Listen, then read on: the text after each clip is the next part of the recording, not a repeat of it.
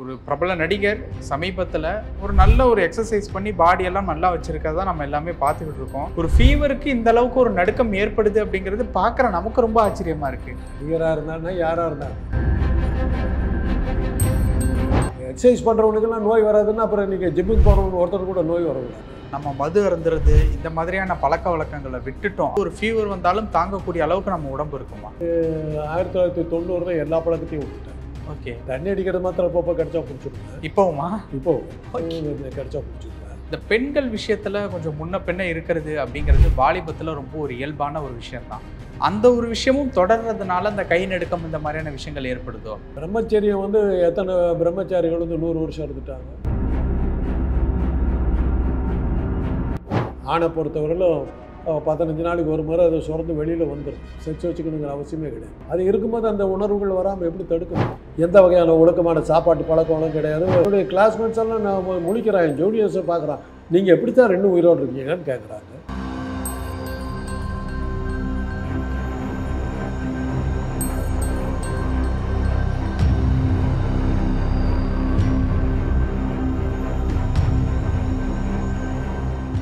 Real நேயர்களுக்கு வணக்கம். இன்று நம்மளுடைய நேர்காணலுக்கு மருத்துவர் திரு காந்தராஜ் அவர்கள் இணைஞ்சிருக்காங்க. சார் வணக்கம், எப்படி இருக்கீங்க? நம்ம என்னதான் உடல் ஆரோக்கியமாக வச்சுக்கிட்டு இருந்தாலும் ஒரு 40 அந்த வயசை தாண்டிட்டோம் அப்படின்னா ஒரு சின்ன ஃபீவரை கூட தாங்க முடியாத அளவுக்கு தான் நம்ம உடம்பு மாறிடுது. ஆமாங்க. ஏங்க, ஒரு கார் வாங்குறீங்க, முழுக்க இரும்பில் செஞ்சது, தகரம். 7 வருஷத்துக்கு அப்புறம் காயலாங்கடிக்கு போயிடுது இல்லை, தகரமே துருப்பிடிச்சு போயிடுது இல்லை. அப்படி இருக்கும்போது தசைங்க பிறக்கிறதுக்கு முன்னாடி கருவிலேயே வேலை பார்க்க ஆரம்பிச்சிடுது. இதயம் 6வது வாரத்தில் குழந்தை கருவில் வளர்கிற குழந்தைக்கு ஹார்ட் ஒர்க் பண்ண ஆரம்பிச்சிடுது. சாகரவில் ஒர்க் பண்ணிடுது. வேறு எந்த பொருள் நீங்கள் உலகத்தில் அந்த மாதிரி 70 வயசு வரல 80 வயசு 80 வருஷம் வேலை செய்கிற ஒரு பொருளை சொல்லுங்க பார்க்கலாம். மனிதனால் உருவாக்கப்பட்ட எந்த பொருள் வேலை செய்யுது? ஆனால் நான் எக்ஸசைஸ் பண்ணி என் உடம்பெல்லாம் ஆரோக்கியமாக வச்சுருக்கேன். ஆரோக்கியமாக வச்சுக்கிறது வேறீங்க.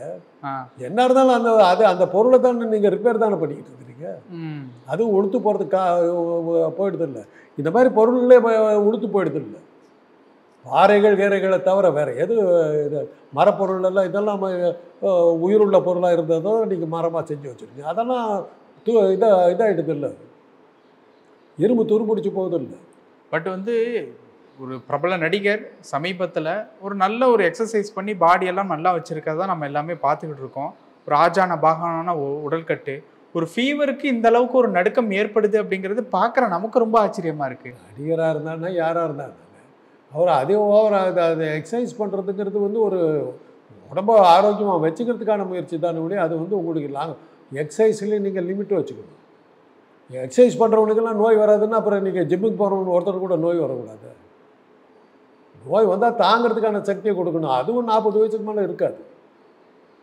எனக்கெல்லாம் சின்ன வயசில் நோய் வந்தபோது நான் சட்டையே பண்ணது, ஆனந்தமாக சுற்றிக்கிட்டு இருந்தாள். இப்போ சின்ன ஒரு பல்லு வலின்னா கூட பயம் வருது. பயம் வருதுன்னா படுத்துக்கக்கூடாதுங்கிற பயம், மரணத்தை கண்டு பயம் இல்லை, நேரடியாக செத்து போயிடணும். ஹாஸ்பிட்டலில் போய் படுத்துக்கிட்டு 2 விஷயம், ஹாஸ்பிட்டலில் படுத்துக்கிட்டால் யார் நம்மளை பார்த்துக்குவாங்கங்கிற ஒரு பயம். அது மெயினாக அதுதான். பக்கத்தில் உட்காந்து பார்த்துக்கிட்டு இன்னும் யாரும் தயாராக இல்லை. பசங்கள்லாம் அப்பா எனக்கு வேலையாக இருக்குது, இப்போ படுத்துக்காத அப்படின்றாங்க. ஒரு அமெரிக்காவில் இருக்கும்போது ஒரு ஜோக் தான் சொன்னாங்க, என்னடா இவன் போய் சண்டேயில் இறந்துட்டான்றாங்க. என்னென்ன அன்றைக்கி லீவுனால அன்றைக்கி போய் எவன்டா போகிறதுக்கு, முந்தின நாள் செத்துடக்கூடாது, அப்படியே போயிட்டு வந்துருக்கலாமே அப்படிங்கிறாங்க. அந்த அளவுக்கு இருக்குது. சார், இப்போது ஒரு கட்டத்துக்கு அப்புறம் நம்ம மது அருந்துறது இந்த மாதிரியான பழக்க வழக்கங்களை விட்டுட்டோம், அதாவது இந்த 40க்கு அப்புறம் விட்டுட்டோம் அப்படின்னா ஸோ இந்த மாதிரி அதாவது ஒரு ஃபீவர் வந்தாலும் தாங்கக்கூடிய அளவுக்கு நம்ம உடம்பு இருக்குமா? அப்படிதான் ஒரு நம்பிக்கை தான். இப்போ எனக்கு அந்த பழக்கம்லாம் இருந்தது, எல்லாத்தையும் ஒரு சிச்சுவேஷனில் விட்டுட்டேன். விட்டு இப்போ எவ்வளோ நாள் சார் இருக்கும்? அது 1990 எல்லா பழக்கத்தையும் விட்டுட்டேன். ஓகே, தண்ணி அடிக்கிறது மாத்திரம் அப்பப்போ கிடைச்சா குடிச்சிடுவேன். இப்போவுமா? கிடைச்சா குடிச்சிடுவேன். என்னாவது பார்த்துக்கலான்னு போயிடுறது. சிகரெட்டை அறவே ஒதுக்கிட்டேன் 90க்கு அப்புறம். 1990 இன்றைக்கி ஜனவரி 1ஆம் தேதி ஜனவரி பொங்கல் கழித்து விட்டேன். இன்றைக்கி தொடவே இல்லை. சிகரெட்டை கண்ணால் கூட பார்த்துக்கேன்.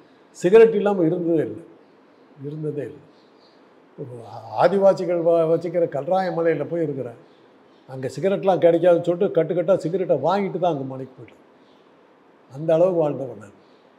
அப்படி இருந்த ஆள் ஒரே நாள் ஆசிரியர் சொன்னார், சுப்பையங்கிற என்னுடைய ஆசிரியர் சொன்னார் விட்டுருன்னாரு, அன்றைக்கே விட்டுட்டேன்.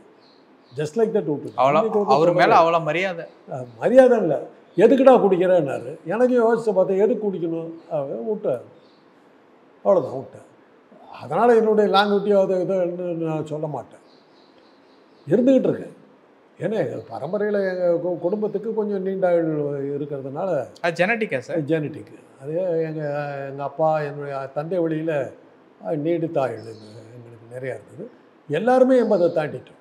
ஒரே ஒரு அண்ணனை தவிர மிச்சம் எல்லாருமே 80 தாண்டோம். அவர் ஒருத்தர் மாத்திரம்தான் 58லேயே போனார்.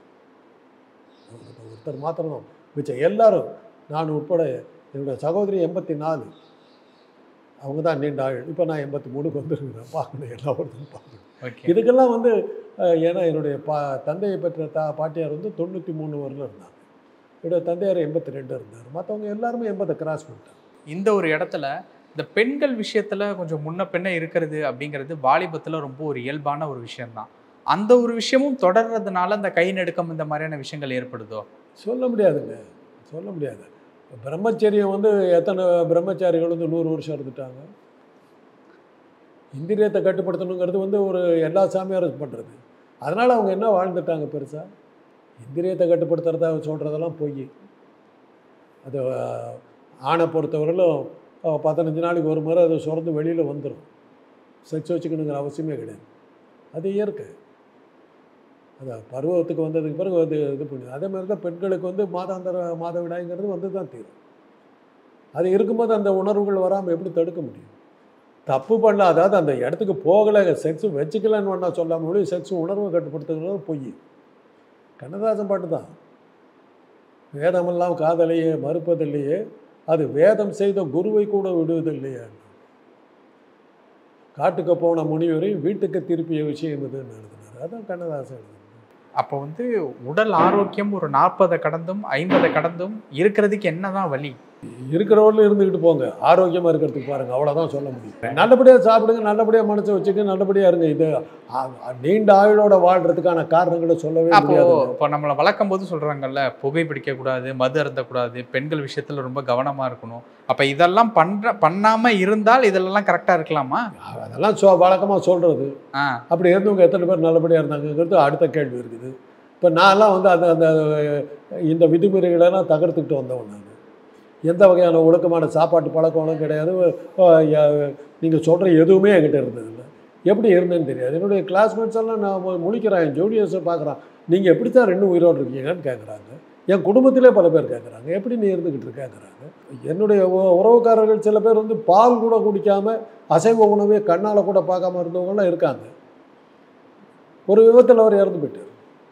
அதான் எல்லாம் சொன்னாங்க, உயிரோடு இருந்து போய் இந்த சுகத்தை அனுபவிக்காம பால் தயிர் கூட சாப்பிடாம இருந்ததில் என்ன பிரயோஜனம்? போகிற நேரம் வந்தால் போய்த்தாங்க. இதுக்கெல்லாம் வந்து பகுத்தறிவுக்கு அப்பாற்பட்டு தான் நம்ம பேச முடியும். ஓகே, நீண்ட ஆயுளுங்கிறது வந்து இருக்கிறவர்னு அது எப்படி இருக்குதுங்கிறது வந்து நம்ம நிர்ணயிக்க முடியாது. ஒரே ஒரு விஷயந்தான் உறுதியானது, உயிருள்ள பொருட்களுக்கு உறுதியான ஒரே ஒரு விஷயம், உயிரோடு பிறந்த அத்தனையும் செத்து தான் ஆகும். அது என்னைக்குங்கிறது பார்க்கணும். ஓகே சார், நிறைய விஷயங்கள் சொன்னீங்க. நேரத்துக்கு ரொம்ப நன்றி.